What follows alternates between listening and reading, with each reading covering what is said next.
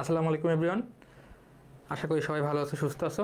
আজকে আমাদের ফেসবুক লাইভে সাধারণ গণিত শাহজালাল বিজ্ঞান ও প্রযুক্তির তোমরা দুটা ইতিমধ্যে পরীক্ষা দিয়েছো, তো সেটারই সলভ ক্লাস।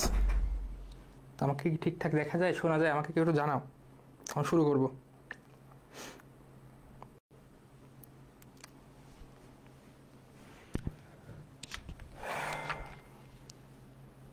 ওকে, আচ্ছা। তো যতগুলো কোশ্চেন টোটাল 15 2 সেটে 30টা কোশ্চেন আছে। তোমরা সবগুলো ইতিমধ্যে পরীক্ষা দিয়েছো, অনেকে ভালো রেজাল্ট করেছো, রেজাল্টও পেয়েছো তোমরা। আচ্ছা, তো বার্ষিক 10% সরল সুদে 4000 টাকা 8 বছরের সুদে আসলে কত টাকা হবে? 7000, 7200, 7400, 7500। যেহেতু তোমরা ইতিমধ্যে পরীক্ষা দিয়েছো, আমি এখন আর তোমাদের টাইম নিব না। এটা কই? ওকে, আচ্ছা, এটা আমরা দুটোভাবে করতে পারি। তো প্রথমে বলতেছে, দেখো বার্ষিক মানে বছরে 4000 টাকার উপরে 10% সুদ। তো তার মানে হলো এক বছরে 4000 টাকায় কয় টাকা? 10%।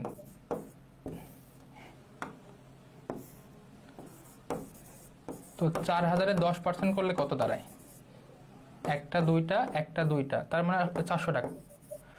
তো বার্ষিক 10% সরল সুদে 4000 টাকা 8 বছরের সুদে আসলে কত টাকা হবে? তো আমি আগে দেখি 8 বছরের সুদ কত। আমি মুখে মুখে চাইলে বের করতে পারি। দেখো, এটা কিন্তু আমি কাটাকাটি করছি, তোমরা অনেকে কাটাকাটি না করে বুঝতে পারছো। হ্যাঁ, যেহেতু আমাদের 10%, তার মানে 4000 টাকা 10% 400 টাকা।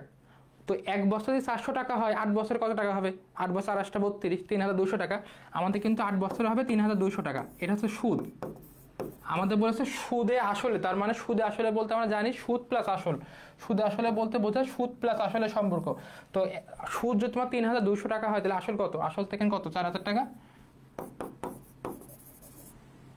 দ্যাটস ওয়াই 7200 টাকা।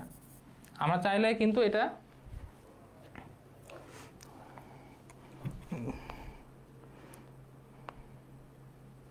সুস্থ আছো আজকে আমাদের ফেসবুক। আচ্ছা, আমরা কিন্তু এটা চাইলে সূত্র দিয়ে করতে পারতাম। আমরা জানি সূত্র আছে আমাদের একটা, I equal to PNR divided by 100। আমি একটু সূত্র দিয়ে যদি তোমাদের একটু লিখে দিতে চাই, I equal to PNR divided by 100। এখানে I বলতে আমরা বুঝি মুনাফা, যেটাকে আমরা সুদও বলি। P বলতে বুঝি আসল, N বলতে বুঝি আমরা সময়। ওকে, IPN আর বলতে বুঝি আমরা মুনাফার হার। ওকে, তো যেহেতু এই ম্যাথটা ছিল আমাদের কত, দেখো তো আমাদের এই ম্যাথটা ছিল 10%। আর যে পার্সেন্টেজ যেটা থাকে সেটা হচ্ছে আর এর মান। এটা হচ্ছে যে আমাদের কত টাকার উপরে, সেটা হচ্ছে পি এর মান, কত বছর সেটা হলো তোমার এন এর মান। আর সুদে আসলে বলতে আমরা বুঝি সুদ প্লাস আসল। তো আমরা যদি এখন সূত্রতে বের করতে চাই যে আমাদের প্রথম অবস্থায় মুনাফা কত, সেটা সম্ভব। সেটার জন্য আমাদের কত? পি এর মান ছিল 4000, এন এর মান ছিল 8 বছর, আর এর মান ছিল 10% আর 100। তো একটা দুইটা, তো 4টা 32, একটা শূন্য দুইটা শূন্য। এটা কিন্তু আয়ের মান। আর আমাদের যেহেতু সুদে আসলে সুদ প্লাস আসল, তার মানে হলো সুদ প্লাস আসল 4000 প্লাস 3200, 7200। আমরা যেভাবে বের করি না কেন, আমাদের উত্তর 7200 টাকা হবে। তোমরা অবশ্যই অ্যান্সার সবাই সঠিক উত্তর দিচ্ছ, আমি জানি। আচ্ছা, এরপর আছে একটি শিবিরে 720 জন সৈন্য 20 দিনের খাবার মজুত আছে।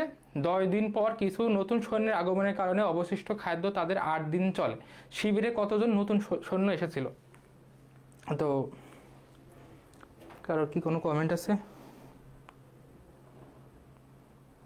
সুস্থ আছো আজকে আমাদের ফেসবুক। আচ্ছা, এখন আমরা দেখি যে একটি শিবিরে 720 জন সৈন্যের 20 দিনের খাবার মজুত ছিল বা মজুত আছে আর কি। এখন 10 দিন পর নতুন কিছু সৈন্য আসে। তো তার মানে 10 দিন পর যদি নতুন কোনো সৈন্য আসে, তার মানে প্রথম খাদ্য তো 10 দিন চলেছে। আর যে বাকি 10 দিন পরে নতুন কোনো সৈন্য আগমনের কারণে তাদের যে খাদ্য ছিল, সেই খাদ্য আগে চলার কথা ছিল কত দিন? দেখো তো, যেহেতু তোমাদের 20 দিনের খাবার মজুত ছিল, তো 10 দিন চলে আরো 10 দিন চলতো। কিন্তু দেখা গেল নতুন সৈন্য আসার কারণে সেখানে আমাদের 10 দিন না চলে চলতেছে 8 দিন। এখন বলতেছে নতুন কতজন সৈন্য এসেছিল। তো এই ক্ষেত্রে দেখো খুবই সহজ জিনিস এটা। তো আমাদের ছিল 20 দিন, এর মধ্যে খেয়েছে কিন্তু 10 দিন। তা 10 দিন পরে নতুন সৈন্য আসছে, তার মানে আমাদের এখানে আমাদের দিন বাকি আছে কত দিন? অবশিষ্ট দিন আছে আমাদের কত দিন? 20 - 10 মানে 10 দিন। এখন এই যে 10 দিন আছে, এই 10 দিন কিন্তু তোমার এই যে 720 জন সৈন্যর জন্য চলতো খাদ্যটা, এখন কিন্তু আমাদের চলতেছে কতদিন? 8 দিন। তার মানে হলো এই 10 দিন চলতো কতজন সৈন্যর? 720 জন সৈন্যের।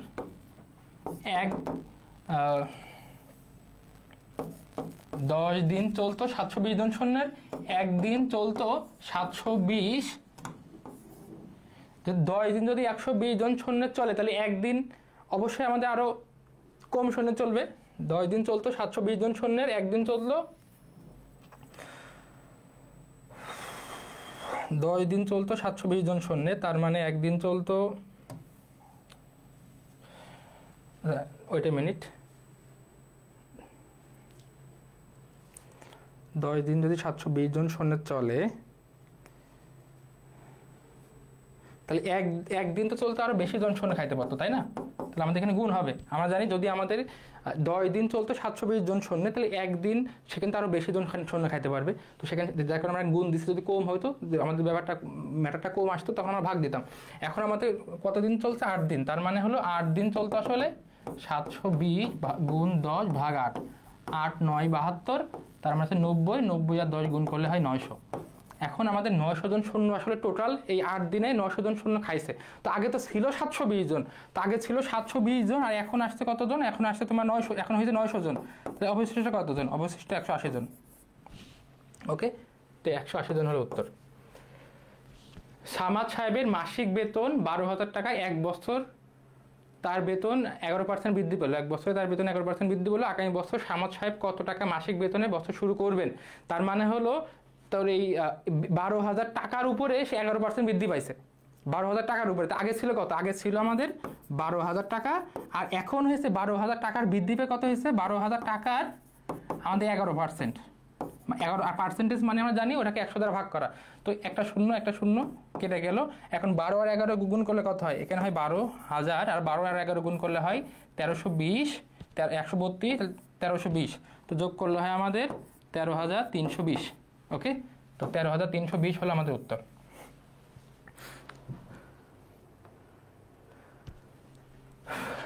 এক্স এবং ওয়াই উভয় বিজোড় সংখ্যা হলে কোনটি জোড় সংখ্যা হবে?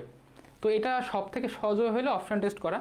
তো তুমি যে কোনো দুইটা বিজোড় সংখ্যা ধরো না, যে কোনো দুইটা বিজোড় সংখ্যা, তো ধরলাম আমি 3 আর 5, আমি একটা ধরলাম 3 এবং একটা 5, দুটো কিন্তু বিজোড় সংখ্যা।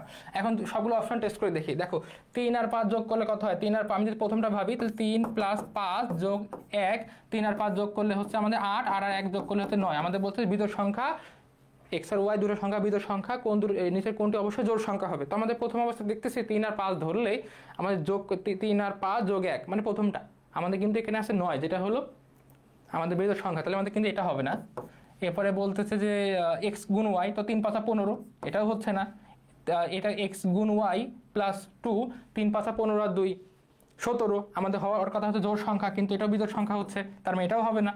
এখন 3 আর 5 যোগ করলে হচ্ছে 8। তুমি এখানে যে কোনো বিজোড় সংখ্যা নাও না কেন, আমাদের কিন্তু এটা যোগ করলে অবশ্যই এটা জোড় সংখ্যায় আসবে। তো আমাদের কিন্তু এখানে অ্যান্সার হলো এক্স প্লাস ওয়াই। 20 জন লোক একটি কাজ 10 দিনে করতে পারে, ওই কাজ 5 দিনে সম্পূর্ণ করতে হলে কতজন লোক দরকার? 60 জন, 40 জন, 30 জন, 25 জন।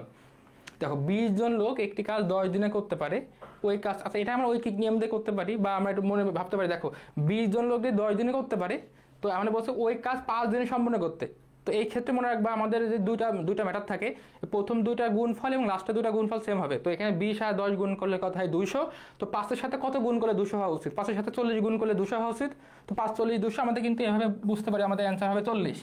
বা আমি ঐকিক নিয়মে করতে পারি, ঐকিক নিয়মে করলে যে 20 জন লোক একটি কাজ 10 দিনে করতে পারে, তার মানে হলো 10 দিনে করতে পারে, 10 দিনে করতে পারে 20 জন লোক।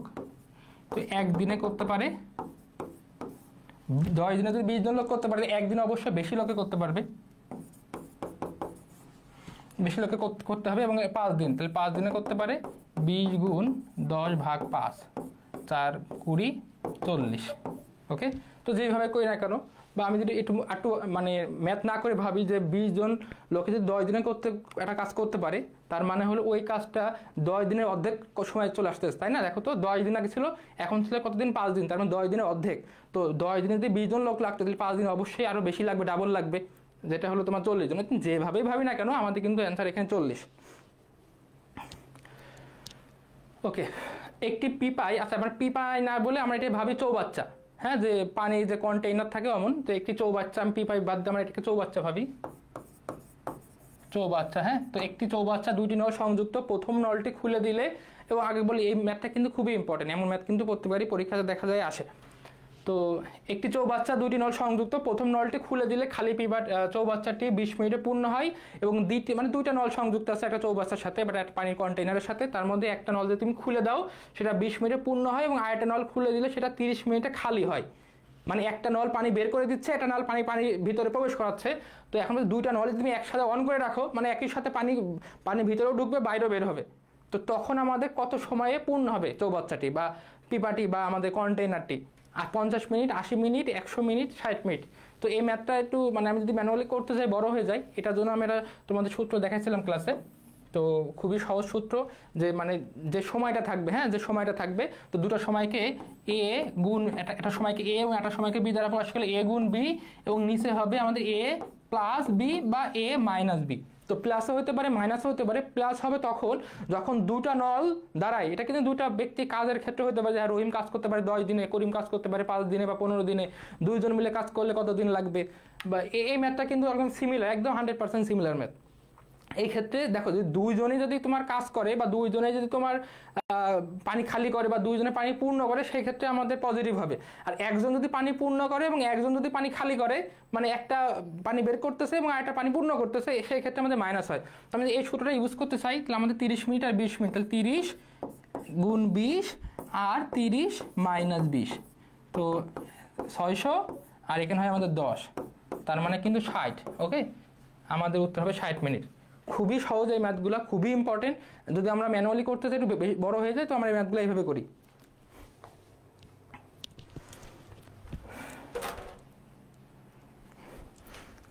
কারোর কোনো কোশ্চেন থাকলে আমাকে কমেন্টে জানাতে পারো। একটি ঘড়ি 150 টাকায় বিক্রয় করলে 25% ক্ষতি হয়, ঘড়িটির ক্রয় মূল্য কত? তো এটা আমরা কয়েকটা ওইতে করতে পারি। আমরা অপশন টেস্ট করতে পারি যে হ্যাঁ, এর মধ্যে সবগুলাকে তুমি অপশন টেস্ট করো, 25% মানে ক্ষতি দিয়ে আসলে কোনটা 150 টাকা আসতেছে, এভাবে ম্যাথটা করতে পারি। বা আমরা একটু বড় করে করলেও আসলে বেশি টাইম লাগবে না। তো একটি ঘড়ি 150 টাকায় বিক্রয় করায় 25% ক্ষতি হয়, এই পার্সেন্টেজের ম্যাথগুলা যেগুলো থাকে সেগুলো সবগুলো আমরা ধরি ক্রয় মূল্য হলো 100 টাকা। তো যদি ক্রয় মূল্য আমাদের 100 টাকা হয়, তাহলে 25% ক্ষতিতে আমাদের বিক্রয় করেছি কয় টাকা, মানে 100 থেকে 25 টাকা বাদ দিয়ে দিই আমরা 75 টাকা। যদি 25% ক্ষতি হয়, তাহলে 75 টাকা কিন্তু আমাদের বিক্রয় মূল্য। হ্যাঁ, 25% ক্ষতিতে এটা কিন্তু আমাদের বিক্রয় মূল্য। আর আমাদের এক্সাক্ট বিক্রয় মূল্য দেওয়া আছে 150 টাকা, আর আমাদের ক্রয় মূল্যটা বের করতে বলছে। তার মানে হলো, যদি আমি 75 টাকা বিক্রয় করি, 75 টাকা বিক্রি হয়, বা আমরা বলতে পারি বিক্রয় মূল্য যদি 75 টাকা হয়, তাহলে ক্রয় মূল্য সেই সময় কত হয়? ক্রয় মূল্য হয় কিন্তু আমাদের 100 টাকা। তাহলে বিক্রয় মূল্য যদি 1 টাকা হয়, তাহলে ক্রয় মূল্য কত হয়? 100 ভাগ 75, এবং বিক্রয় মূল্য এক্সাক্ট কত? 150। তো 150 টাকা যদি হয়, তাহলে আমাদের ক্রয় মূল্য 100 গুণ 150 ডিভাইড বাই 75, 75 দোকানে 150, তার মানে 200। আমাদের কিন্তু এক্সাক্ট অ্যান্সার হলো 200। আমি যদি অপশন টেস্ট করতে চাই, দেখতে পারি হ্যাঁ 25%, এই চারটার মধ্যে কোনটার 25% মানে ইয়ে করলে আমাদের 150 হয়। দেখো তো, 200 এর 25% কত হয়? 200 এর 25% কিন্তু হয় 50। আর যেহেতু 25% ক্ষতিতে বিক্রয় করা হয়েছে, তা 200 এর 25% বাদ দিয়ে দিই, তার মানে 150 টাকা কিন্তু এটা বিক্রয় করা হয়েছে। আমরা কিন্তু উল্টো দিয়েও আসতে পারি, মানে অপশন টেস্ট দিয়ে।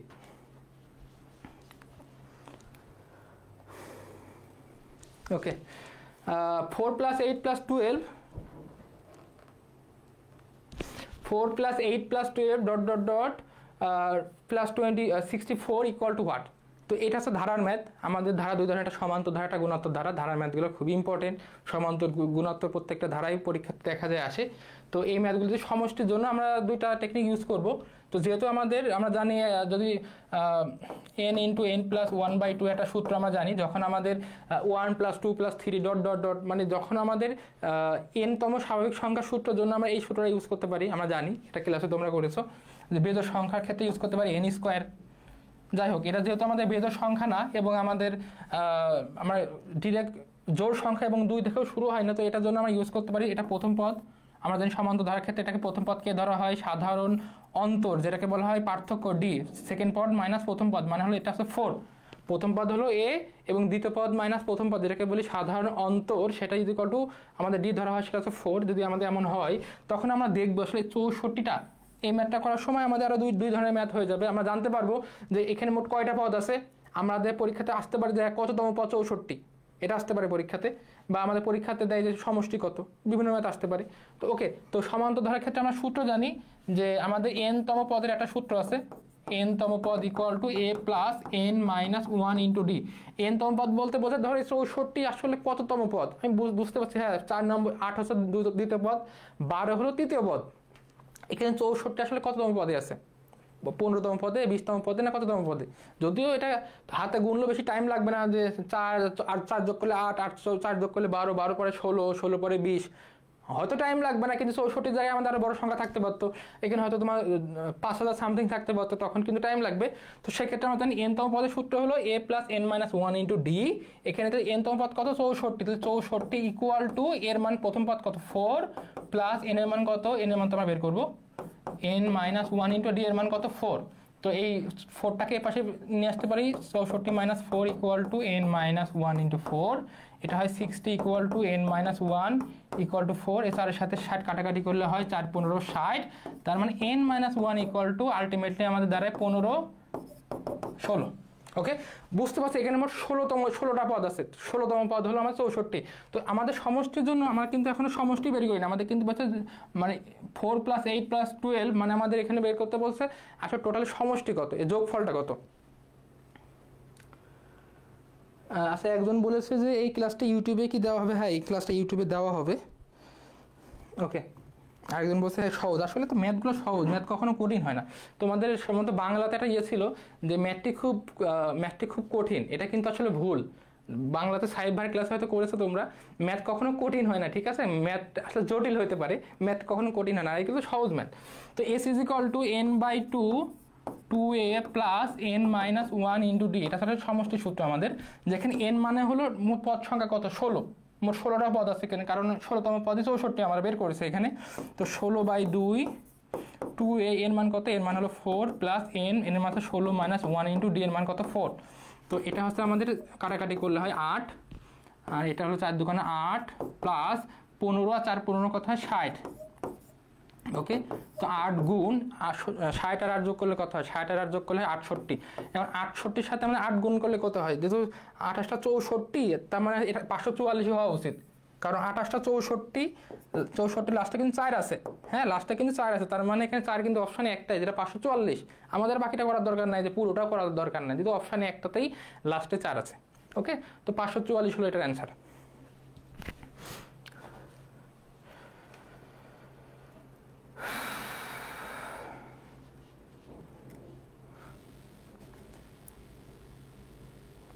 ওকে, একটি বৃত্তের ব্যাস 8 সেন্টিমিটার ছিল, ব্যাস 12 সেন্টিমিটার করা হলে ক্ষেত্রফল কত হবে? তো আমাদের বৃত্তের ব্যাস যাই ছিল, আমাদের কিন্তু এখানে বলে নাই যে হ্যাঁ যে বৃত্তের ব্যাস এত ছিল এত হয়েছে, আমাদের ক্ষেত্রফল কত পরিবর্তন হয়েছে এটা কিন্তু বলে নাই, শুধু বলেছে আগে এত ছিল এখন এত, তাহলে ক্ষেত্রফল কত। তো আগে যা ছিল দরকার নেই আমাদের, এখন বলতে বৃত্তের ব্যাস কত, বৃত্তের ব্যাস হলো আমাদের 12, তো ব্যাসকে আমরা বেসিক্যালি 2r দ্বারা প্রকাশ করি, 2r যদি 12 হয় তাহলে ব্যাসার্ধ কত, অর্ধেক মানে কত, আসলে আমাদের 6, ব্যাসার্ধ 6। আর আমাদের বলতে বৃত্তের ক্ষেত্রফল কত, আমরা জানি বৃত্তের ক্ষেত্রফল হলো পাই আর স্কোয়ার, তার মানে হলো পাই ইন্টু আর স্কোয়ার, সবার সাথে কিন্তু পাই আছে, হ্যাঁ সবার সাথে পাই হবে এখানে, পাই আর স্কোয়ার। এখন পায়ের মান তো পাই, যেহেতু সব জায়গায় পাই আছে, আর এর মান কত, আর মানে হলো 6, তার মানে পাই ইন্টু 6 স্কোয়ার, তার মানে 36 পাই। ওকে, আমাদের কিন্তু হবে এটা 36 পাই। আচ্ছা, সবাই তোমার হচ্ছে ঘুমোচ্ছে, আজ লাইফে তো বেশি মানুষ নাই। ওকে, 24 সংখ্যা কোন সংখ্যাটি 32%-এর সমান?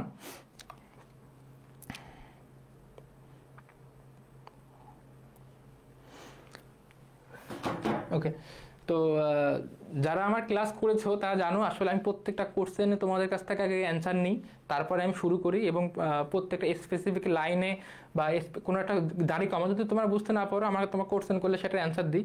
তো যদিও তোমরা এখন আমার সাথে জুমে নাই, সবাই ফেসবুক লাইভে আসো, ডিরেক্ট কথা বলতে পারবা না, তো কমেন্ট করতে পারো যে কোথায় বুঝতে পারছো না, আমি হেল্প করবো ইনশাল্লাহ। ওকে 24 সংখ্যা কোন সংখ্যাটির, এটা কিন্তু এটা হবে কোন সংখ্যাটির, হ্যাঁ কোন সংখ্যাটির 32% সমান। তো ধরলাম 24 আসলে এক্স এর 32% সমান, তার মানে কি সংখ্যাটা মনে করলাম এক্স, তো 24 সমান সমান এক্স এর, এর মানে তো গুণ, এর 32% সমান, মানে 32/100, পার্সেন্টেজ মানে হলো 100 দ্বারা ভাগ করা। ওকে, তো আমি যদি এখন যদি এক্স এর মান বের করবো, তার মানে এই 100 আছে ভাগ আকারে, 24-এর সাথে হয়ে যাবে গুণ, আর 32 আছে এক্স এর সাথে গুণ আকারে হয়ে যাবে ভাগ। বা তোমরা আরো একটা লাইন বেশি করে করতে পারো, জাস্ট আমরা এক্স এর মানটা বের করলাম। তো আমি কাটাকাটি করতে চাই, 3 8 24, 4 8 32, 4 25, 100, 25 আর 3 75। তো আমরা তাহলে এটা অপশন টেস্টও করতে পারি যে সবগুলার 32% দিব, যে 75 গুণ 32% বা 70 গুণ 32% ইকুয়াল টু কোনটা ইকুয়াল টু আসলে 24 হবে। দেখো 75 সাথে 32% দিলে আমাদের অ্যান্সার 24 আসবে। আমরা তাহলে উল্টাও করতে পারি অপশন টেস্ট। সুদের হার কত টাকা হলে যে কোনো মূলধন 8 বছরে সুদে আসলে 3 গুণ হয়। তো এই ধরনের ম্যাথের ক্ষেত্রে তোমাদের আমি বলেছিলাম যে সুদ আসলে 3 গুণ 5 গুণ যা খুশি দিতে পারে। তো সবসময় রাখবা আমাদের এখানে অলওয়েজ আসলটাকে আমরা ধরবো এক্স, আসলটাকে ধরবো এক্স, আর সুদ যেহেতু আমাদের এখানে কত গুণ 3 গুণ, তার মানে সুদটা ধরবো 2x। যদি আমাদের এখানে থাকতো 4 গুণ, তাহলে আমি আসল ধরতাম x, সুদ ধরতাম 3x, মানে দুইটা যোগ করে যেন আমাদের 3 হয়, 3 গুণ দুটা যোগ করে আমাদের 3x হয়। তো এখন বলতেছে যে সুদের হার কত টাকা হলে, তার মানে এখানে আর এর মানটা আমাদের বের করতে বলছে, আর যে কোনো মূলধন 8 বছরে, তার মানে হলো এন এর মান দেওয়া আছে। তো ওকে, তো এটা আসলকে আমরা প্রকাশ করি আমরা পি দ্বারা, সুদকে প্রকাশ করি আয় দ্বারা, তারপরে আমরা এন বছরকে প্রকাশ করি হচ্ছে আমরা কি দ্বারা, বছরকে প্রকাশ করি হলো আমরা এন দ্বারা। এখন বের করতে বলছে আমাদের আর এর মান। তো আমরা ডিরেক্ট সূত্র জানি, I equal to P N R divided by 100। তো যেহেতু বের করতে বলছে আমাদের আর এর মান, তো আর গুণ করলে হয়, এখানে কিছু মানে 1 আছে, আর গুণ করে দিই, P N R equal two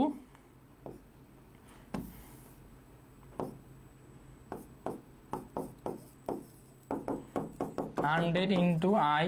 তো আর এর মান আমরা বলতে পারি আই গুণ 100 বাই পি এন। ওকে, তো আই এর মান কত আমাদের 2x, এটা হচ্ছে 100, পি এর মান হলো x, আর এন এর মান হলো 8। x এর সাথে x কাটা, 2 এর সাথে 8 কাটাকাটি করলে হয় 4, 4 এর সাথে 100 কাটাকাটি করলে হয় 25।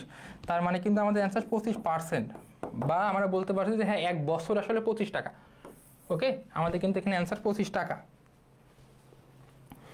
ওকে, দুইটি ক্রমিক সংখ্যার বর্গের অন্ত 47 হলে বড় সংখ্যাটি কত।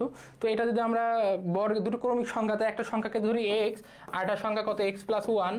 ওকে, তো দুটো সংখ্যা বর্গ করবা, বর্গ করে বিয়োগ করবা, বিয়োগ করে 47 করবা, এত ঝামেলায় নাই যে এই ম্যাথগুলো খুব সহজে করা যায়। দুটো সংখ্যার বর্গের যে অন্তরের কথা বলে, সেক্ষেত্রে আমাদের হইতে পারে যে তোমার দুটো সংখ্যার বর্গের অন্তরের বড় সংখ্যাটি বলতে পারে বা ছোট সংখ্যাটি বলতে পারে। তো এই কোর্সে এটাই থাকে। তো যেহেতু বড় সংখ্যাটি বলতে, মনে রাখবা যে বর্গের অন্তর যেটাই থাকবে, বড় সংখ্যাটি হলো বর্গের অন্তর প্লাস 1/2, আর ছোট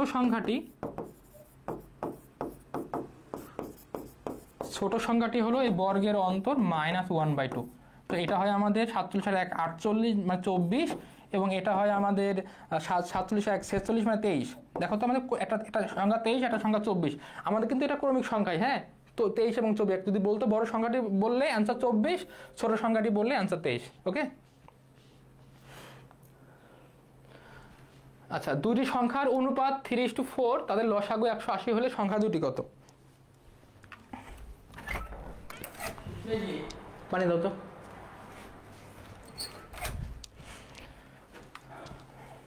ওকে, তো এটা আমরা কয়েকটা ওয়েতে করতে পারি। প্রথমে আমরা যদি অপশন টেস্ট করতে চাই, দেখবো যে আসলে আমাদের 3:4 এই চারটা অপশনের মধ্যে কোনটা আসলে 3:4 আছে।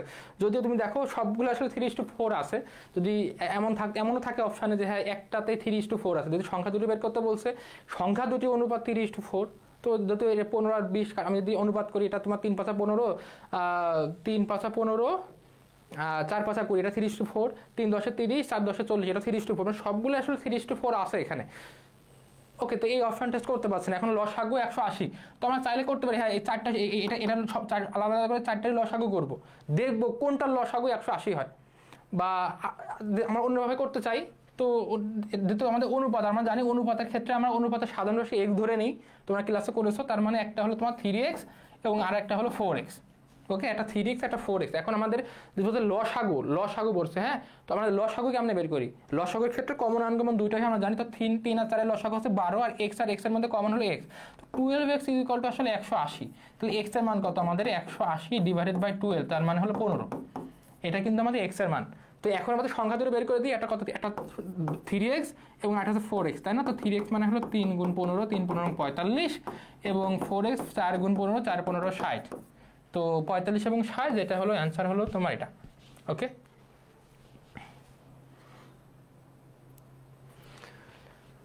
পাঁচটি ঘন্টা এই করতে বেজে পরে যথাক্রমে 3, 5, 7, 8, 10 সেকেন্ড অন্তর বাজতে লাগলো, কত সময় পর ঘন্টাগুলো আবার এই করতে বাজবে? এই ধরনের ম্যাথগুলো আমরা যেটা করি যে কতক্ষণ পর পুনরায় বাজবে, এই করতে বাজবে, মানে হলো মনে রাখবা চোখ বুঝে আমরা এগুলোকে লসাগু করবো। হ্যাঁ, এগুলোকে লসাগু করবো, কিচ্ছু না, এগুলোকে লসাগু করব। এবং যদি কোনো সময় আমাদের বলে সর্বনিম্ন কত টাইম, সর্বনিম্ন বা তোমার ক্ষুদ্রতম, ওই ক্ষেত্রে কিন্তু আমরা লসাগু করি। আর সর্বোচ্চ কথাগুলো আসা মানে গসাগু করি। হ্যাঁ, তো এটা কিন্তু আমরা, এবং পরপর এসব বা অন্তর অন্তর এসব ক্ষেত্রে আমরা এই কথা ওয়ার্ডগুলো থাকলে আমরা লসাগু করবো চোখ বুঝে। তো 3, 5, 7, 8, 10 লসাগু করি। 3, 5, 7, 8, 10, 2 দ্বারা কাটাকাটি করলে এটা 4 দুগুণা 8, 5 দুগুণা 10, তারপরে এটাতে 3 যায় না, 5 দিয়ে যায়। তো এটা থাকে 3, 5 × 5, 7, 4, 1। এখন যদি আমরা লসাগু করি, দেখো তো কত আসে? 2 গুণ 5 গুণ 3 গুণ 7 গুণ 4। ওকে, 5 দুগুণা এখানে হয় 10, 3 7 21, 4 21 84। তার মানে আলটিমেটলি দাঁড়ায় আমাদের 840। এটা কিন্তু আমরা 840, এবং এটা কিন্তু দেখো তো সেকেন্ড, তার মানে আমাদের 840 সেকেন্ড। আমাদের উত্তরে কিন্তু কোথাও 840 নাই। তোমার 840-এ যদি আমরা একটু লসাগু করতে চাই, 840-কে যদি আমি একটু 60 দিয়ে ভাঙাই, আমরা জানি 60 সেকেন্ডে 1 মিনিট। তো 60 × 60, 4 আর 2, 4 7 24, তার মানে 14। তো 14 মিনিট কিন্তু আমাদের উত্তর এখানে।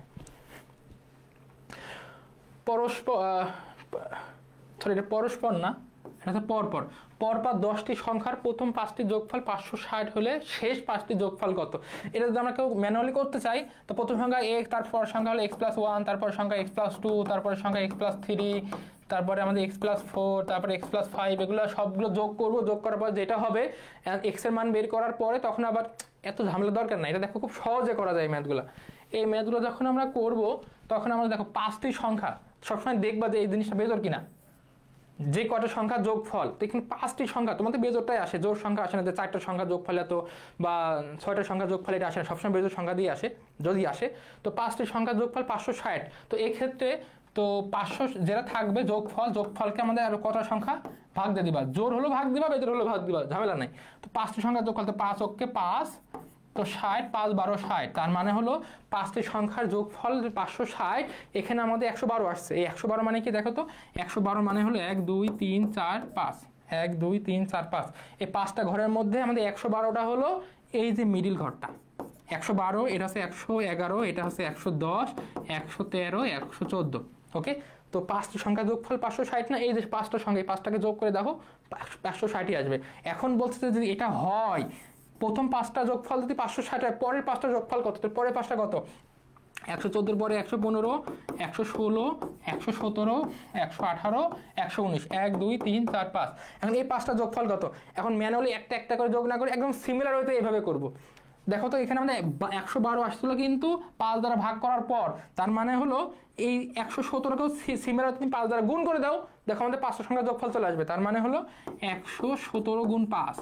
তো এটাও আমাদের মুখে মুখে গুণ করতে পারি। তো ধরলাম 117 না, এখানে আছে কত? এখানে আছে ধরো আমাদের শুধু 100 থাকছে। তো 100 সাথে 5 গুণ করলে কথায় 500 হয়, 100 সাথে 5 গুণ করলে হয় 500, আর 17 সাথে 5 গুণ করলে কথায় 5 17 85। তার মানে হলো আলটিমেটলি আমাদের গোল কত? আলটিমেট হচ্ছে 585 কিন্তু। হ্যাঁ, আলটিমেট 585। ওকে, এটা হচ্ছে প্রথম সেটের কোশ্চেন আমাদের শেষ। এবার 2 নম্বর সেট।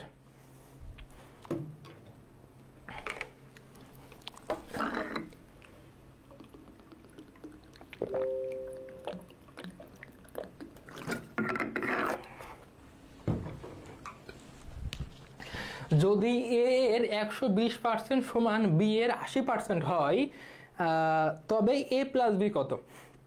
তো দেখো এ এর 120%, তো আমরা জানি পার্সেন্টেজ মানেই হলো আমাদের 100 দ্বারা ভাগ করা, এবং এর মানে কি, এর মানে হলো গুণ, আর পার্সেন্টেজ মানে হলো 100 দ্বারা ভাগ করা। তার মানে হলো এ এর 120% ইকুয়াল টু বি এর 80%-এর সমান।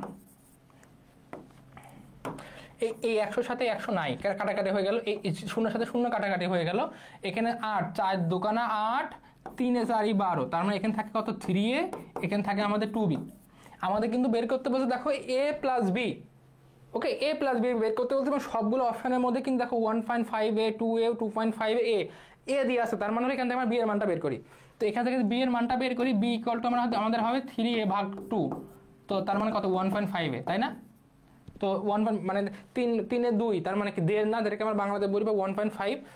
এখন আমাদের বলছে a প্লাস বি, এর মান কত আমাদের, এর মানে হলো আচ্ছা এর মান তো আমরা জানি, এর মান নাই, আর বি এর মান কত, বি এর মান বের করছি 1.5a। তো এ কমন নিতে পারি, 1 প্লাস 1.5, তার মানে কত আমাদের 2.5a। আমরা যেভাবেই করি না কেন আমাদের অ্যান্সার কিন্তু এখানে 2.5a। একটু কমেন্ট দেখা যাক। আমিনুল বলেছে আসসালামু আলাইকুম। ওয়ালাইকুম আসসালাম। আচ্ছা একদম ইউটিউবে, হ্যাঁ ইউটিউবে দেওয়া হবে। আচ্ছা কারো যদি ম্যাথ রিলেটেড কোনো কোশ্চেন থাকে আমাকে বলতে পারো। তোমাদের যখন জুমে ক্লাস থাকে তখন সবাই আমার সাথে কমিউনিকেট করো। আমি জানি না যারা জুমে ক্লাস করো অধিকাংশ আমাকে এসএমএস দিয়ে বলেছে ভাই আমার জাহাঙ্গীরনগরে হয়েছে এই ইউনিটে, মানে বিভিন্ন ইউনিটের নাম বলেছো তোমরা। যাই হোক আমি চাই তোমাদের সবাই ভালো জায়গায় চান্স পাও ইনশাল্লাহ।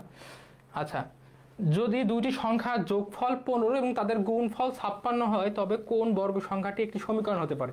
তোমরা রাখো, যদিও সবগুলো কিন্তু সমীকরণ, হ্যাঁ যে এই সমীকরণ আর সমীকরণের কিন্তু আর একটা ম্যাটার আছে, যদি এখানে দেওয়া নাই সমীকরণ মানে হলো সামথিং, এটা জিরো থাকবে, এটা চলক থাকবে এবং জিরো থাকবে, এটা কিন্তু সবগুলো সমীকরণ। এখন বলতেছে কোনটি, এই যে যেটা দেওয়া আছে যে তোমার যোগফল 15 এবং গুণফল 56, এই ক্ষেত্রে সমীকরণ কোনটা? তো আমাদের দেখো সবগুলো পাওয়ার কিন্তু 2, তো আমাদের একটা দ্বিঘাত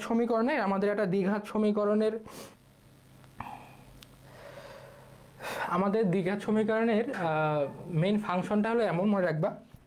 তো আমাদের যে সূত্রটা লিখতে চাই আমরা, এটা দ্বিঘাত সমীকরণ বা যেখানে পাওয়ার থাকে 2, সেক্ষেত্রে সূত্রটা হয় x² মাইনাস দুটি সংখ্যা, এখানে দুটি সংখ্যা, তো ব্যাপারটা এখন বলা হয় দুটি মূল, হ্যাঁ দুটি সংখ্যাকে বলা হয় মূল, বা সংখ্যায় বললাম সংখ্যা দ্বয়ের x² মাইনাস সংখ্যা দ্বয়ের যোগফল ইন্টু x প্লাস সংখ্যা দ্বয়ের গুণফল ইকুয়াল টু 0। আমাদের ম্যাথগুলো আসেই এমন যে এটা এক চলক থাকবে এবং শুধু সংখ্যা থাকবে, সংখ্যা তো না, এটাকে বলা হয় অ্যান্সার বা মূল। আমাদের দেখো যখনই এক্স রিলেটেড কিছু থাকে তখনই যদি বলা হয় সমাধান করো বা মূল বের করো বা অ্যান্সার করো, ওটা মানেই আসলে বোঝে আসলে এক্স এর মানটা বের করা। তো এই এক্স এর যে দুটা মান, ওই দুটা মানই বলা হয় এক্স স্কয়ার, মানে সংখ্যাদ্বয়, মানে সেই দুটা মান বা মূল সংখ্যাদ্বয়ের যোগফল ইন্টু এক্স প্লাস সংখ্যাদ্বয়ের গুণফল ইকুয়াল টু 0। তো এখানে আমাদের আমি সূত্রটাকে এখন ইমপ্লিমেন্ট করি, এক্স স্কোয়ার মাইনাস সংখ্যাদ্বয়ের যোগফল কত 15, তার মানে হচ্ছে 15x প্লাস সংখ্যাদ্বয়ের গুণফল, তো সংখ্যাদ্বয়ের গুণফল কত 56 ইকুয়াল টু 0। তো এটা অনেকেই অ্যান্সার হতো, তোমরা এটা দিতে পারো গ নম্বর, এই ঘ নম্বর না, অ্যান্সার কিন্তু হবে এটা। মনে রাখবা x² মাইনাস মূলদ্বয় যোগফল ইন্টু এক্স প্লাস মূলদ্বয় গুণফল ইকুয়াল টু 0। ওকে, রানু ও তার মায়ের বয়সের অনুপাত 3:8, তাদের বয়সের পার্থক্য 35 বছর, 4 বছর পর তাদের বয়সের অনুপাত কত হবে? 5:12, 7:11, 13:44 আর 42:47। তো রানু তার বয়সের অনুপাত 3:8, তো যেখানে অনুপাত থাকে সেখানে আমরা x ধরে নিই, তার মানে হলো একটা হলো 3x এবং আরেকটা কত 8x। এখন বলতেছে যে তাদের বয়সের পার্থক্য, তার মানে হলো 3x minus 8x minus 3x কত 5x। এই যে বয়সের পার্থক্য ইকুয়াল টু কত 35 বছর, তার মানে 5x ইকুয়াল টু 35, তাহলে x ইকুয়াল টু কত 5 7 35, 7 বছর। এই যে 7 বছর আমরা পেয়ে গেলাম, মানে এক্স যে সাধারণ রাশি, তার মানে হলো এটা কত, একটা ছিল 3x এবং আরেকটা ছিল, এটা ধরেছিলাম 3x, একটা 8x। তো 3 গুণ 7, 3 7 21 এবং 8 গুণ 7 8x, 8 গুণ 7 27 56। 21 এবং 56, আমাদের কিন্তু কোশ্চেন হলো 4 বছর পর তাদের বয়সের অনুপাত কত হবে। এখন 4 বছর পর এই যে 3x, তার মানে রানু, 3x মানে কিন্তু রানু, এবং তার মা মানে কিন্তু 8x, 8। তো 4 বছর পর একটা কত হবে 21, রানু হবে 4 বছর পর, 4 বছর পর রানু কত হবে, 21 ছিল, তো 21 আর 4 25, এবং তার মা 56 ছিল, হ্যাঁ 56 আর 4 কত 60। তো আমি যদি কাটাকাটি করতে চাই 5 5 5 25, 5 12 60, তাহলে 5:12, আমাদের কিন্তু অ্যান্সার 5:12।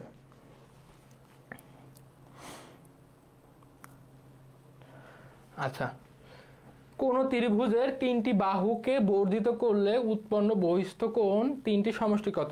এখন দেখো আমাদের কিন্তু এখানে স্পেসিফিক বলে দেয় নাই, আসলে সমকোণী, সমবাহু, সমদ্বিবাহু বা বিষমবাহু কোনো ত্রিভুজই বলে দেয় না। তো ধরলাম একটা ত্রিভুজ, তো যেহেতু বলে দেয় না আমি ধরলাম এটা সমবাহু ত্রিভুজ ধরলাম। ওকে, তো সমবাহু ত্রিভুজের বলছে 3টি বাহুকে বর্ধিত করলে, 3টি বাহু, তো এই বাহুকে ধরো বর্ধিত করলাম এইদিকে, এই বাহুকে বর্ধিত করলাম এইদিকে, এবং এই বাহুকে আমি বর্ধিত করলাম আমি, তো একটা এবং এই বাহুকে বর্ধিত করলাম এইদিকে। ওকে, তো দেখো আমাদের বহিস্থ কোণ, এখানে একটা বহিস্থ কোণ উৎপন্ন করছে, এখানে একটা বহিস্থ কোণ উৎপন্ন করছে, এখানে একটা বহিস্থ কোণ উৎপন্ন করছে। তো তুমি যে কোনো ভাবে বর্ধিত করো না কেন, তো যেহেতু এটা সমবাহু ত্রিভুজ যদি হয়, তার মানে হলো এই মাঝের কোণ কত 60 ডিগ্রি, এটা যদি 60 ডিগ্রি হয়, টোটাল কোণটা কত হবে 180 ডিগ্রি হবে। আমরা জানি এটা পুরোটা একটা এক সরল কোণ, মানে একটা চাঁদার মতো উৎপন্ন করছে, যেটা হলো 180 ডিগ্রি। তো এর ভিতরে যদি 60 ডিগ্রি হয় তাহলে এটা 120 ডিগ্রি অবশ্যই হবে। যদি স্পেসিফিক মানে বলে দেয় নাই এটা আসলে কোন ত্রিভুজ, তা ধরলাম এটা আমাদের সমবাহু ত্রিভুজ। যদি সমবাহু ত্রিভুজ হয় সেই ক্ষেত্রে কিন্তু এটা 60 ডিগ্রি, এটাও 60 ডিগ্রি, এটাও 60 ডিগ্রি, তার মানে হলো এটা হবে 120 ডিগ্রি, এটাও 120 ডিগ্রি, এটা 120 ডিগ্রি, তো 3 120, 3 12 36, তার মানে 360 ডিগ্রি। এখন এটা যদি সমবাহু ত্রিভুজ না হয় অন্য যে কোনো ত্রিভুজই হোক না কেন, সেখানে হয়তো এখানে 120 হবে না, সেখানে হয়তো তোমার 170 হতে পারে, 150 হতে পারে, বা এখানে হয়তো তোমার 80 হতে পারে, কিন্তু আলটিমেটলি বহিস্থ যে 3টা ত্রিভুজ, 3টা বহিস্থ কোণ থাকবে, 3টা কোণ মিলে অবশ্যই 360 ডিগ্রি হবে। 1 + 3 + 5 + 7 + 9 + ... 51 = কত। এটা কিন্তু আমরা তাহলে মুখে মুখে করতে পারি, হ্যাঁ এটা কিন্তু দেখো আমাদের 1 + আচ্ছা 1 থেকে 10-এর মধ্যে, আমি যদি 1 থেকে 10-এর মধ্যে আমাদের 1 3 5 7, এটা কিন্তু আমাদের প্রথমত বেজোড় সংখ্যার ধারা। তো তোমরা ক্লাসে জানো যে n তম বেজোড় সংখ্যক পদের সমষ্টির সূত্র হলো n², n তম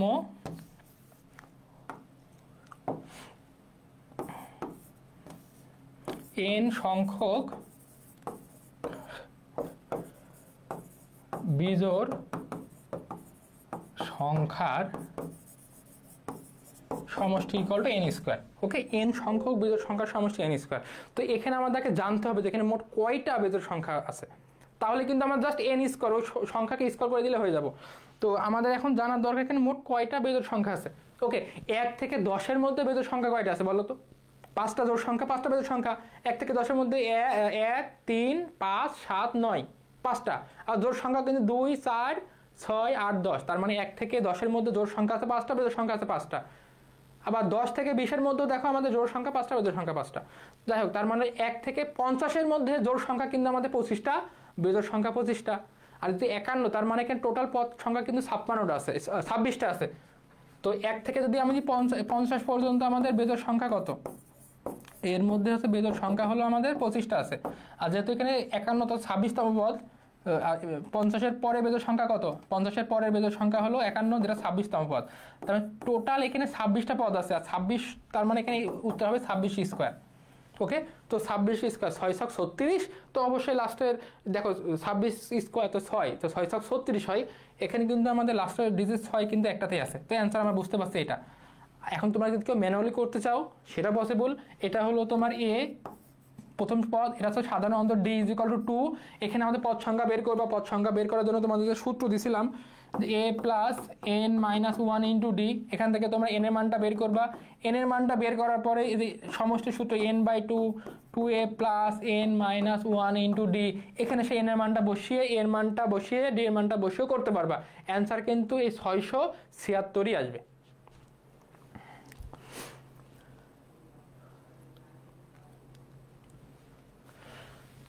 ওকে, 30 জন শ্রমিক কোনো কাজ 24 দিনে সম্পন্ন করতে পারে। কাজ শুরুর 12 দিন পর 15 জন শ্রমিক চলে গেলে বাকি শ্রমিক কত দিনে অবশিষ্ট কাজ সম্পন্ন করতে পারবে।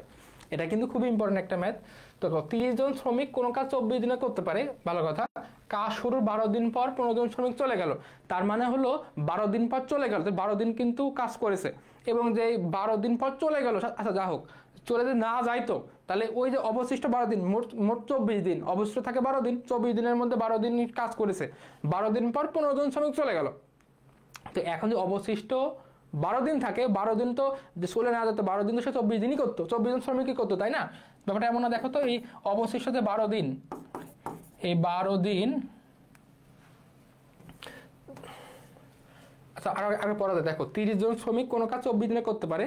এখন কাজ শুরুর 12 দিন পর 15 জন শ্রমিক চলে গেল। ওকে, এখন বাকি শ্রমিক কত দিনে অবশিষ্ট কাজ শেষ করতে পারবে? এখন আমাদের এখানে বের করতে হবে কত দিনে। তো নর্মালি যদি 24 দিনে শেষ হতো আর 12 দিন তারা করেছে, মানে অর্ধেক কাজ অলরেডি করে ফেলছে 12 দিনে, 24 দিনের মধ্যে 12 দিন করছে, মানে অর্ধেক দিনে অর্ধেক কাজ করে ফেলছে। ওকে, এখন যে বাকি যে 12 দিন থাকে, ওই 12 দিনে আমাদের 24 জন শ্রমিক তো কাজ করে শেষ করতো। তার মানে হলে আমি বলতে পারি 24 জন শ্রমিক, 24 জন শ্রমিক আমাদের বাকি কাজ কত দিনে করতো? 12 দিনে তো নর্মালি করতো, তাই না? 12 দিনে করতে পারতো। একজন শ্রমিক কত দিনে করতো? 24 জন শ্রমিক কিন্তু 12 দিনে করতে পারে, তাহলে অবশ্যই একজন শ্রমিকের আরো বেশি দিন লাগবে করতে। এখন আমাদের বের করতে বলছে, যদি আমাদের 15 জন শ্রমিক চলে যায়, আচ্ছা সরি যেটা আমাদের 30 জন শ্রমিক ছিল, আমাদের 30 জন শ্রমিক ছিল, তো 30 জন শ্রমিক তো 12 দিনে করতো, 12 দিনে শেষ করতে পারতো অবশিষ্ট কাজ। তো একজন শ্রমিকই আমাদের অবশ্যই বেশি দিন টাইম লাগবে, 12 গুণ 30। এখন যদি আমাদের 15 জন শ্রমিক চলে যায়, আমাদের ছিল 30 জন আর চলে গেল 15 জন, থাকলে কতজন? থাকলে 15 জন। ওই 15 জন শ্রমিকের আসলে কত দিন লাগবে? 12 গুণ 30 ভাগ 15, তার মানে লাগবে আমাদের 24 দিন। ওকে, আমাদের এটা 24 দিন আছে। আমরা কিন্তু এটা মুখে মুখে করতে পারি। দেখো তো, যে 30 জন যদি 30 জন শ্রমিকের যদি কোনো কাজ 24 দিন লাগে, সেখানে তোমার 12 দিন মানে অর্ধেক দিন পর অর্ধেক শূন্য চলে গেল, তাহলে বাকি অর্ধেক কাজ অবশ্যই আমাদের ডাবল দিনই লাগবে। কারণ এই অর্ধেক দিন পর, অর্ধেক দিন মানে কত? 24 দিনের মধ্যে অর্ধেক দিন 12 দিন পর, আর অর্ধেক শ্রমিক কত? 30 জনের মধ্যে অর্ধেক জন 15 জন চলে গেল, তার মানে আমাদের কাজটা শেষ করতে অবশ্যই তার ডাবল দিন লাগবে না? তো যেটা হলো তোমার 12 দিন, আরো 12 দিন বেঁচে ছিল, তাহলে লাগবে এখন 24 দিন। বা তোমরা ঝামেলা বাদ দিয়ে ওই কিক নামও করতে পারবে, বেশি টাইম লাগবে না।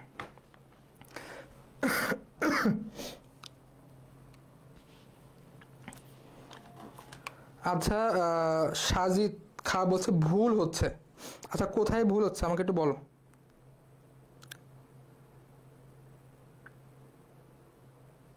সাজিদ ভাইয়া বলো কোথায় ভুল হচ্ছে। আমি তোমার কমেন্টের অপেক্ষায় আছি, তুমি কমেন্টটা আমাকে বললে কোথায় ভুল হচ্ছে, ঠিক আছে? ওকে, তো 10 টাকায় 12টি করে কোনো জিনিস ক্রয় করে 10 টাকায় 8টি করে বিক্রয় করলে শতকরা কত লাভ বা ক্ষতি হবে? ওকে, সাজিদ ভাই এখনো রিপ্লাই দেয় নাই। আচ্ছা, আমাকে বললে আমি আবার বের করবো, হ্যাঁ, যে কোথায় ভুলটা আসলে হচ্ছে। আচ্ছা ঠিক আছে। এখন দেখো, 10 টাকায় 12টি করে কোনো জিনিস ক্রয় করলে 10 টাকায় 8টি করে বিক্রয় করলে শতকরা কত লাভ বা ক্ষতি হবে? আচ্ছা, তো এখন আমরা দেখি 10 টাকায় 8টি করে ক্রয় করলে, তো আমরা তো বুঝতেই পারছি আসলে এটা তো লাভই হয়েছে। কারণ যে 10 টাকায় সে 12টা জিনিস কিনছে, এখন 10 টাকায় বেচতেছে 8টা জিনিস, তার মানে হলো তার হাতে কিন্তু এখন 4টা জিনিস আছে, অবশ্যই আমাদের লাভ হচ্ছে।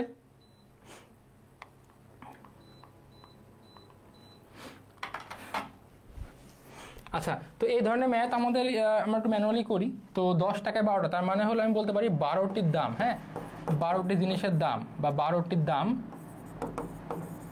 10 টাকা। তো আমরা সবসময় এখানে বের করবো আসলে একটার দাম কত, কারণ এটা দেখো 10 টাকায় 12টা, এটা তোমার 10 টাকায় 8টা, তোমার স্পেসিফিক একটার দাম কত, একটা কয় টাকায় কিনেছে, একটা কয় টাকায় বিক্রয় করেছে। যদি জানি যে একটা চকলেট 5 টাকায় কেনে, একটা চকলেট 6 টাকায় বিক্রি করে, বুঝতে পারছি 1 টাকা লাভ বা 1 টাকা ক্ষতি। তো একটার দাম বের করবো, তো 12টির দাম 10 টাকা হলে একটির দাম কত? 10/12, তার মানে হলো কাটাকাটি করলে 5/6। আবার দ্বিতীয় অবস্থায় কি করছে, যে 10 টাকায় 8টি, তার মানে হলো 8টির দাম 10 টাকা, তাহলে একটার দাম কত? 10/8, তার মানে হলো 5/4। তো যেহেতু আমরা বুঝতে পারছি এটা লাভ হচ্ছে, কারণ আমাদের তার হাতে 10 টাকায় 12টা কিনে 10 টাকায় 8টা বেচতেছে, এক্সট্রা এখন তাকে 4টা আছে, অবশ্যই এটা লাভ হচ্ছে। তাহলে আমাদের এক্ষেত্রে আমাদের শতকরা লাভ বা ক্ষতি, তো শতকরা লাভ বা ক্ষতির জন্য আমরা সূত্র জানি যে যদি লাভ হয় সেক্ষেত্রে বিক্রয় মূল্য মাইনাস ক্রয় মূল্য ডিভাইডেড বাই ক্রয় মূল্য। সবসময় মনে রাখবা এই সূত্র অনুযায়ী আমরা তাহলে ঐকিক নিয়মও করতে পারতাম যে এত টাকায় লাভ হয় এত টাকায় ক্ষতি হয় অত টাকা, তো আমরা ডিরেক্ট সূত্র ইউজ করি, আমাদের হাতে টাইম কম, আমাদের রাফ করা জায়গা কম, তো সবসময় নিচে থাকে ক্রয় মূল্য, আর উপরে আমাদের যদি লাভ হয় তাহলে আমাদের আগে বিক্রয় মূল্য মাইনাস ক্রয় মূল্য, আর যদি ক্ষতি হয় তাহলে ক্রয় মূল্য মাইনাস বিক্রয় মূল্য। আচ্ছা যাই হোক সাজিদ ভাইয়া থ্যাংক ইউ। ওকে, তো বিক্রয় মূল্য মাইনাস ক্রয় মূল্য আর বাই ক্রয় মূল্য, তো আমাদের বিক্রয় মূল্য ছিল কত টাকা? বিক্রয় মূল্য ছিল আমাদের 5/4, আর ক্রয় মূল্য ছিল আমাদের 5/6, আর ডিভাইডেড বাই ক্রয় মূল্য হলো সেই 5/6। তো এই যে 5, এই যে 5, এই যে 5, তো আমি তাহলে 5 কমন নিয়ে 5 বাদ দিয়ে লিখতে পারি, এখানেও 5 আছে, এখানেও 5 আছে এবং এখানেও 5 আছে, তো 5 বাদ দিলে এখানে হয় 1/4, এখানে হয় 1/6 এবং এখানে হয় আমাদের 1/6। তো আমি যেটা লসাগু করতে চাই, 4 আর 6 লসাগু হয় আমাদের 12, 3 4 12, 6 2 12 আর 1/6, তো আলটিমেটলি 1/12 গুণ 6/1, তার মানে কিন্তু আমাদের 1/2। ওকে, এখন আমাদের কিন্তু বলতে শতকরা কত, আমাদের কিন্তু 1/2 শতকরা, তার মানে হলো এবং এর সাথে কিন্তু 100 গুণ হবে, তো আমি যদি 100 গুণ করে দিই সবার সাথে,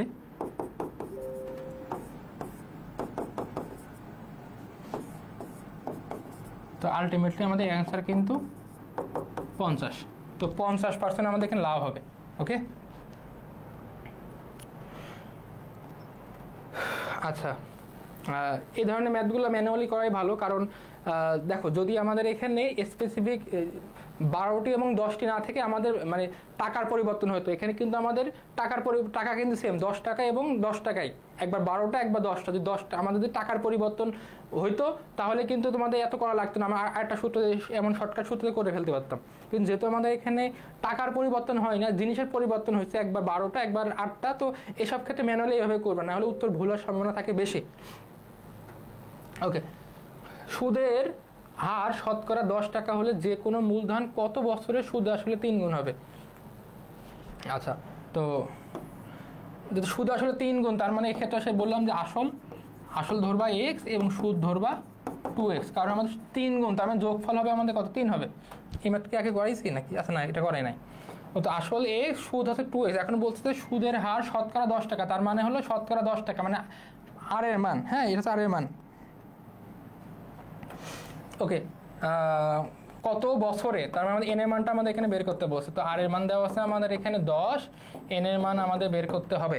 ওকে, তো আমাদের সূত্রটা কি?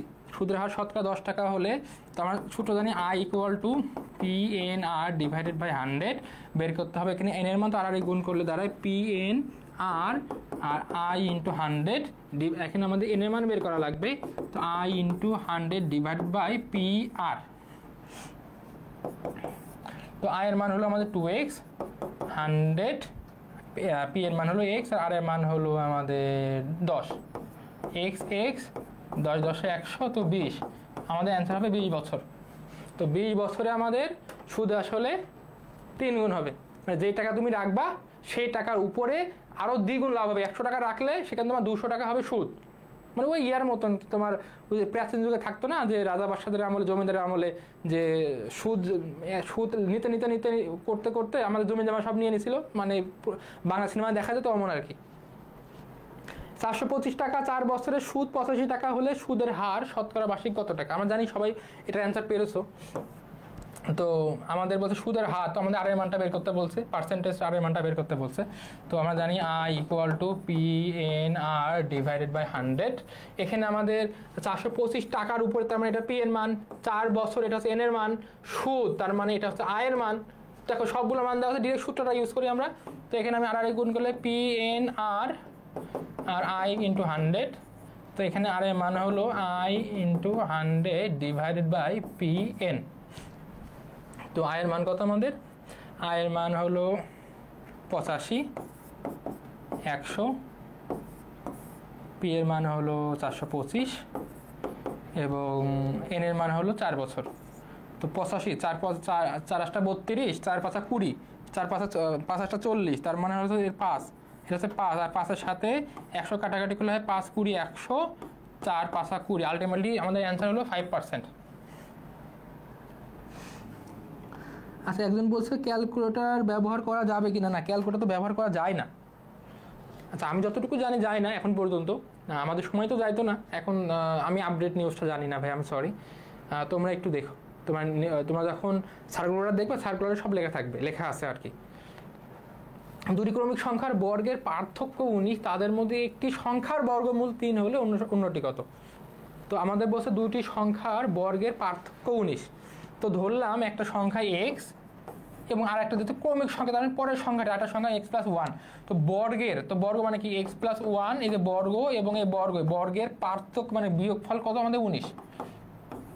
তার মানে x² + a + b whole square সূত্র, a² + 2ab + b² - x² = 19। এই x² সাথে x² কাটাকাটি হয়ে যায়, এখানে থাকে আমাদের 2x + 1 = 19। তার মানে থাকে 2x = 19 19 - 1 - 18। তো x = আমাদের 18/2, তার মানে হচ্ছে 9। তো আমাদের বলছে ক্রমিক সংখ্যাতে এটা হচ্ছে x এবং এটা ছিল x + 1। তো x এর মান বের হচ্ছে কত 9 এবং x + 1 এর মান কত 10। এখন আমাদের বলছে যে একটা সংখ্যার বর্গমূল 3। এটা অনেক সময় ভুলে যায়, অনেকে অ্যান্সার দিয়ে দেয়, কেউ 9 দিয়ে দেয় অ্যান্সার, কেউ দিয়ে দেয় 10। মানে এইভাবে করতে করতে কেউ অ্যান্সার দেয় 9, কেউ 10, মানে ভেবে অ্যান্সারটা দিই। তো আমাদের বলছে একটি সংখ্যার বর্গমূল 3। তো আমাদের একটা সংখ্যা 9, একটা সংখ্যা 10। কোন সংখ্যার বর্গমূল আমাদের 3? অবশ্যই আমাদের দুটো বর্গমূল করে নিই। 9কে বর্গমূল করলে হয় 3 আর 3, 10 তো বর্গমূল করলে 3 আসে না, অবশ্যই অন্য কিছু আসে। তো যেহেতু আমাদের একটা সংখ্যার বর্গমূল 3 আর অন্যটি, তার মানে অ্যান্সার কিন্তু আমাদের 10। এই যে রিয়া পারভিন কিন্তু অলরেডি অ্যান্সার দিয়ে দিয়েছে, এটা 9 উত্তর। হ্যাঁ, উত্তর কিন্তু 9 না, উত্তর কিন্তু 10। বললাম না, তোমরা অনেক কষ্ট করে করো, শেষ পর্যন্ত করে জাস্ট মানে পুরোপুরি না পড়ে, কোশ্চেনটা না পড়ে উত্তর দিয়ে দাও, মানে হয়েও হয় না তোমাদের। ওকে, আমাকে কেউ বলো, বুঝতে না পারলে আমাকে বলতে পারো।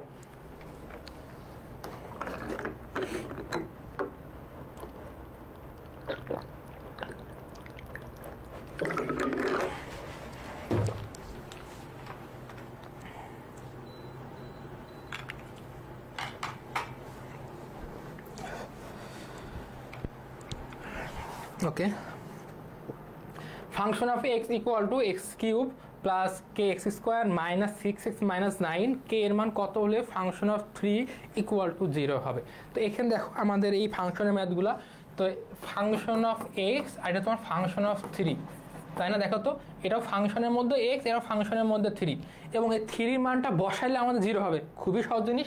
তো আমি এই সমীকরণটাতে x এর জায়গায় 3টা বসাবো এবং ইকুয়াল টু দিব কত, 0 দিব। তার মানে কত, x এর জায়গায় 3, তো 3³ + k × 3² - 6 × 3 - 9 = 0। মানে এরা যেটা বলছে, কোশ্চেনে যেটা বলছে, কোশ্চেন অনুযায়ী আমরা লিখে দিলাম।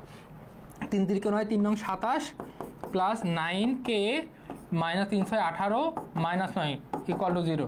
তো 27 + 9k, 18 আর 9 যোগ করলে কত হয়, -27 হয়। এই 27 এর 27 কেটে গেল, তো 9k = 0। তো আলটিমেটলি কিন্তু k এর মান হলো 9। ওকে, সরি, k এর মান হলো 0। তো আমাদের অ্যান্সার কিন্তু এখানে 0। আচ্ছা, রিয়া পারভিন আপু বলছো তুমি বুঝতে পারো না 10 নম্বরটা। আমাদের বলছে দুইটি ক্রমিক সংখ্যার বর্গের পার্থক্য 19। তো একটা সংখ্যা যদি x হয় ক্রমিক, একটা সংখ্যা পরপর, একটা সংখ্যা x + 1, তো দুটো x আর x + 1 এখন বলছে বর্গের পার্থক্য। হ্যাঁ, বর্গের পার্থক্য। তো দুটাকে বর্গ করে দিলাম, x + 1 হোল স্কয়ার মানে বর্গ - x² = কত, 19, যেটা কোশ্চেনে বলেছে আর কি। কোশ্চেন অনুযায়ী আমরা এটা লিখলাম। এখন x + 1 হোল স্কয়ার মানে a + b হোল স্কয়ারের মতন দেখতে। তো a² + 2ab + b², তার মানে x² + 2x × 1 ab + b² সূত্র ভাঙালাম। এই x এর সাথে x² কাটাকাটি হয়ে গেল। এখান থেকে 2x + 1 = 19। তো এই 1টাও পাশে গেলে 19 - 1 18, তো x এর মান 9 বের হয়েছে। এখন আমাদের বলেছে যে একটি সংখ্যার বর্গমূল 3, মানে যে দুটো সংখ্যা ক্রমিক সংখ্যা, এখন সে কোনটা, 9 না 10 উত্তর, সেটা স্পেসিফিক বলার জন্য আমরা বলেছি একটি সংখ্যার বর্গমূল 3। তো সংখ্যা দুটোকে বের করি, আর ধরেছিলাম x ধরেছিলাম আর x + 1 ধরেছিলাম। তো x মানে হচ্ছে কত, 9, আর x + 1 মানে কত, 9 + 1 মানে 10। এখন এই দুটো সংখ্যার বর্গ মধ্যে একটার বর্গমূল 3, তো 9 আর 10 এর মধ্যে বর্গমূল 3 কার, কাকে রুট ওভার করলে 3 হয়। তো 9কে রুট ওভার করলে 3 × 3 = 9, তো 9 এর রুট কত, 3 হয়।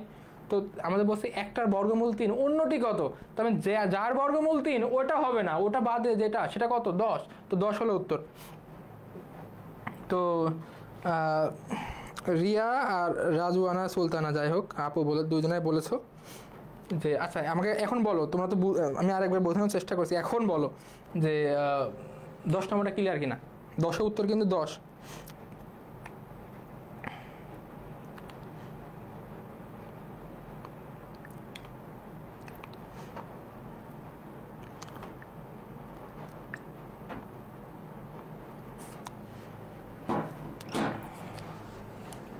আমাকে ক্লিয়ার না হলে বলো। ওকে, থ্যাংক ইউ, বুঝতে পারছো। ওকে, যদি Q by P equal to 1/4 হয় তবে P plus Q divided by P minus Q এর মান কত? ওকে, তো ছোটোবেলায় আমরা যোজন বিয়োজনের নাম অনেক শুনেছি, তোমরা সবাই করেছো। ওকে, তো পি প্লাস কিউ, দেখো আমাকে উপরে পি নিচে প্রথমে পি তারপরে কিউ, তাই না? তো Q divided by P equal to 1/4। তো আমরা চাইলে কিন্তু উল্টে লিখতে পারি, হ্যাঁ উভয় দিকে উল্টে যায়, যদি উল্টাতে চাই উভয় দিকে উল্টে যায়, এই পাশে ওপাশে উল্টে যায়, মানে এটাকে লিখতে পারি P by cube equal to 4/1। তো আমাদের পি প্লাস কিউ আর পি মাইনাস কিউ, তো এটা আমরা কয়টা ওইটা লিখতে পারি, আমরা মনে করতে পারি যে হ্যাঁ এটা হলো, আমরা মনে করতে পারি এটা হলো পি এর মান, এটা হচ্ছে কিউ এর মান। আমরা মনে করলাম যেহেতু পি বাই কিউ 4/1, তার মানে পি ইকুয়াল টু 4 আর কিউ ইকুয়াল টু 1। তো আমরা তাহলে এভাবে লিখতে পারি যে হ্যাঁ পি প্লাস কিউ আর পি মাইনাস কিউ, মানে আমরা বলতে পারি যে 4 + 1 4 - 1, যেটা হচ্ছে 5/3। তো যেটাকে আসলে আমরা যারা ম্যাথমেটিক্সে আমরা যেটা বলি আসলে যে পি বাই কিউ মানে হলো, এটাকে যদি আমরা P plus Q P minus Q লেখা মানে হলো এটাকে যোজন বিয়োজন, আর যোজন মানে হলো লব প্লাস হর, আর বিয়োজন মানে হলো লব মাইনাস হর।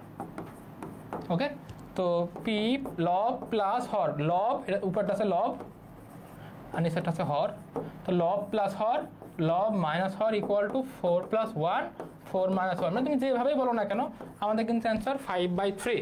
ওকে, এ নম্বর। আচ্ছা, a ইকুয়াল টু 45 ডিগ্রি হলে 1 - tan square a divided by 1 + tan square a equal to what? তা এখন দেখো আমাদের এই যে a ইকুয়াল টু 45 ডিগ্রি, তো এই ক্ষেত্রে আমাদের অবশ্যই ত্রিকোণমিতিক যে ফাংশনগুলো আছে, যেই ট্যান সাইন কজ বা বিপরীত যেটাই বলি না কেন, এগুলো মান কিন্তু মুখস্থ রাখতে হবে। তো আমরা জানি tan 45 ডিগ্রি মান হলো 1। তো তুমি যদি এটার মানটা না জানো, আসলে এটা মানে খুবই খুবই সহজ জিনিস, তোমার ম্যাথ করাই লাগবে না, দেখার সাথে সাথে তুমি অ্যান্সার বলতে পারবা। কিন্তু তার আগে কিন্তু আমাদের মানগুলো জানতে হবে যে হ্যাঁ tan 45 ডিগ্রির মান কত, বা sin 45 ডিগ্রির মান কত, বা sin 30 ডিগ্রির মান কত। তো তোমরা, আমি জানি তোমরা এর আগে করেছো, হয়তো এখন অনেকের মানগুলো মনে নাই, একটু কষ্ট করে মানগুলো মুখস্থ করতে হবে ভাইয়া পুরা। তো tan 45 ডিগ্রি আমরা বলতে পারি 1 মাইনাস, আর tan 45 ডিগ্রি মান 1, তো 1 - tan 45 ডিগ্রি, তো এই স্কোয়ার, হ্যাঁ এই যে ট্যান এই স্কোয়ার এ আর ট্যান এ হোল স্কোয়ার, হ্যাঁ একই জিনিস, তার মানে এটাকে আমি বলতে পারি এটা 1 + tan 45 ডিগ্রি হোল স্কোয়ার। তো 1 - tan 45 ডিগ্রি মানে 1, তো 1কে স্কোয়ার করলে 1ই হয়, আর 1 + 1 তো 0/2, তার মানে আলটিমেটলি আমাদের কিন্তু 0। লব বাই হর, লবে যদি 0 হয় আমাদের অ্যান্সার কিন্তু 0ই হয় এটা।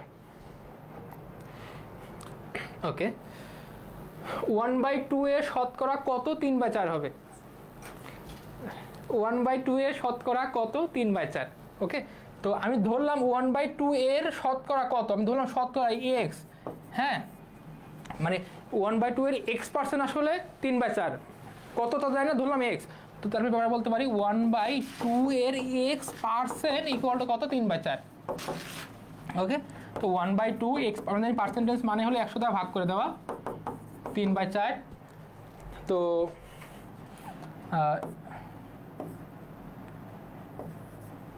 তার আলটিমেটলি x/200 আর এখানে 3/4। ওকে, আমি যদি x এর মানটা বের করবো, তো এই 200 আছে ভাগ আকারে, 200 পাশে গেলে গুণ হয়ে যাবে, 3/4 × 200, তো 4 × 5 = 20, 3 × 5 = 15, তার মানে হলো 150% হলো আমাদের উত্তর। ম্যাথগুলো খুবই সহজ, এই ম্যাথগুলো বিভিন্ন জায়গায় আসে দেখা যায়। তো তোমার স্বাস্থ্যের জন্য, জাহাঙ্গীরনগরের জন্য এ পর্যন্ত যতগুলো তোমাদের ক্লাস যারা করেছো তারা এখন আমাকে কমেন্ট করে জানাতে পারো অলরেডি তোমার জাহাঙ্গীরনগরের ক্লাস মানে পরীক্ষা দিয়ে আসছো, যে কে কয়টা কমন পাইছো। আশা করি অনেকেই কমন পাইছো, মানে আমাকে কয়েকজনের সাথে পার্সোনালি কথা হয়েছে। কিছুক্ষণ আগে আমার স্টুডিওতে আসছিল, ও নিজেও কিন্তু জাহাঙ্গীরনগরে, মানে এখন জাহাঙ্গীরনগরে সম্ভবত 7তম হয়েছিল, ঢাকা ইউনিভার্সিটিতে এখন ইংলিশে ভর্তি হয়েছে। এবং সেও কিন্তু আমাদের মেন্টর, আজকে সে ক্লাস নেবে কিন্তু, হ্যাঁ তোমাদের ক্লাস নেবে ইংলিশ ক্লাস। তো সে আমার সাথে প্রথমে দেখা করে বলেছিল, যখন ঢাকা ইউনিভার্সিটিতে ভর্তি করতে আসে তখন বলছিল, ভাইয়া আপনি সাকিব ভাইয়া? আমি বলছি হ্যাঁ। বলছে আপনার ক্লাস করে এতগুলো কাউন্ট পাইছে। এবং আমি মনে হয়েছিল যে না, ও হয়তো মানে মজা করতেছে, যদি আমি তাকে চিনতাম না, কারণ তোমরা অনেকে আমাকে দেখছো, আমি কাউকে দেখতে পারছি না। তো সে আমাকে দেখে বলে যে ভাই আপনার ক্লাস করে আমি এতগুলো কাউন্ট পাইছি, এবং আমি জাহাঙ্গীরনগরে 7তম হয়েছিলাম, এবং আমি ঢাকা ইউনিভার্সিটি এখন 1তম সিরিয়াল, আমি এখন ভর্তি হতে আসছি ইংলিশে। তো আসলে আমার কাছে খুব অবাক লাগছিল। তো যেটা পরপর 3 বছর তোমরা অনেকে গত বছর ছিল, অনেকে বা এবারও নতুন আসছো, তোমরা নিজেরাই জানো যে জাহাঙ্গীরনগরে কয়টা কমন আসছে। তো দেখা যাক ফার্স্টে কি হয় তোমাদের। আচ্ছা, একজন বলেছো যে রবিউল ইসলাম, যে আজ 3 বছর পর গণিত করতেছি, অনেক কিছু ভুলে গেছি। এটা স্বাভাবিক ব্যাপার, মানে ম্যাথ তো প্র্যাকটিসের ব্যাপার। আমি নিজেই যদি 1 বছর ম্যাথ না করি, 1 মাস ম্যাথ না করলে হয়তো অনেক কিছু ক্যালকুলেশন ভুলে যেতে পারি। তো তোমরা সেখানে 3 বছর করো নাই, তোমরা আমার থেকে অনেক মেধাবী আমি জানি, কিন্তু যেহেতু অনেকদিন প্র্যাকটিসের মধ্যে ছিল না, অনেকে আর্টস কমার্সে আছো যারা এই সাধারণ গণিত এখন করো না, বা সায়েন্সেরও এখন এগুলো করা হয় না। সায়েন্সটা হয়তো তোমার ডিফারেন্সিয়েশনের ক্যালকুলাস নিয়ে পড়ে আসতো, এগুলো তো পাটিগণিতে এগুলো দরকার হয় না। এবং আমি নিজেও কিন্তু পাটিগণিত যখন তোমাদের পড়ানো শুরুর আগে পর্যন্ত, আমার একাডেমিক লাইফ শেষ হওয়ার পরে, 9-10 শেষ হওয়ার পরে, 6-7 শেষ হওয়ার পরে কিন্তু আস্তে আস্তে ভুলে গেছি। তো এটা ভুলে যাওয়াটা স্বাভাবিক। জাস্ট তোমাদের আমি কিছু ওয়ে দেখাচ্ছি। তোমরা অনেকে লাইভ ক্লাসে ছিল এর আগে, যদিও লাইভ ক্লাস না, রেকর্ড ক্লাস ছিল, যারা আমাদের রেগুলার ব্যাচের স্টুডেন্ট আছো। তো আমি তোমাদের রেগুলার বিভিন্ন মানে পূর্বের ধারণাগুলো দেওয়ার চেষ্টা করেছি। যাই হোক, তোমার কোনো প্রবলেম হলে আমাকে এখনও জানাইতে পারো। আচ্ছা, what is the value of -1, এবং এই পাশে দেখেন modulus of -1 -1 minus modulus of -5। ওকে, এটা কত? তো এই যে মডুলাস চিহ্ন, হ্যাঁ মডুলাস, এই মডুলাসের মধ্যে যাই থাকে সেটা আমাদের পজিটিভ হয়ে যায়, ঠিক আছে? এটা তো আমরা জানি, মডুলাস মানে আসলে এটা পজিটিভ করে দেয়, হ্যাঁ। তো -1 modulus of -1 -1 minus modulus of -5। তো মডুলাসের মধ্যে যেটাই থাকে সেটা আমাদের পজিটিভ করে দেয়, তার মানে -1 পজিটিভ করলে হয় +1, মানে শুধু 1, এই যে -1, এই যে মাইনাস, এটা পজিটিভ হয়ে যাবে, তো মানে +5 হয়ে যাবে। তো +5 মানে মাইনাস, আলটিমেটলি এই 1-এর সাথে এই 1 কেটে আলটিমেটলি রেজাল্ট কিন্তু আমাদের -5, হ্যাঁ। তো -5 হলো উত্তর। তো আমি ভাবছিলাম যে তোমাদের হয়তো টাইম লাগবে, তোমরা যদি আমার সাথে অতটা ইনভলভ ছিল না, স্পেসিফিক তোমরা আমাকে বলতা যে তোমাদের এই ম্যাথগুলোতে প্রবলেম বা এখানে বোঝো না, তখন হয়তো আমার ক্লাসটা আরও লং হতো। সাধারণত আমার যে ক্লাসগুলো থাকে জুমে, তখন তোমরা থাকো, তখন তোমরা হয়তো খেয়াল করেছো যে 15টা স্লাইড নিলেও 2 ঘন্টা পার হয়ে যায়। আজকে 30টা স্লাইডেও 15 2টা আলাদা 30টা স্লাইডেও আমাদের 1 ঘন্টা কেবল শেষ হয়েছে। যাই হোক, তোমাদের কোর্সের সলভ ক্লাস এতটুকুই ছিল। তোমাদের শাস্ত্রের পরীক্ষা ভালো হোক, এবং সবসময় মনে রাখবা যে আল্লাহ তোমাদের জন্য উত্তমটা নির্ধারণ করে রাখছে। ইন্না মাল আশ্রয় উসরা, নিশ্চয় কষ্ট বা সুখ আসে, কষ্ট করতে থাকো, আশা করি ভালো কিছু হবে। তোমাদের জন্য শুভকামনা। আজকে ক্লাস এতটুকুই, ধন্যবাদ। আসসালামু আলাইকুম রহমতুল্লাহ।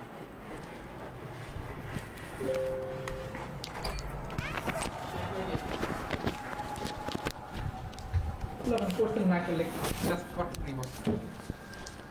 করে নেই।